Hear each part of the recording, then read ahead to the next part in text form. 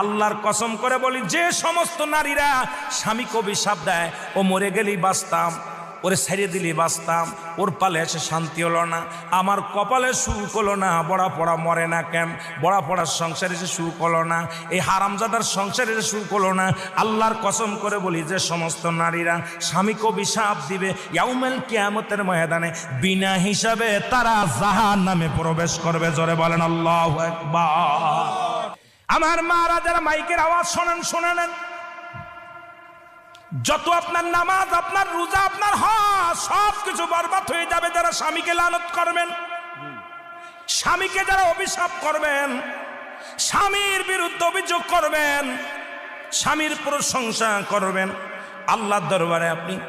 নেকি পাবেন, আল্লাহর দরবারে নফল বন্দেগি পাবেন। সারা রাত পরে আপনি ইবাদত করেছেন, আর একবার বলেন, আপনার মার কাছে বলেন, বোনের কাছে বলেন, ভাইয়ের কাছে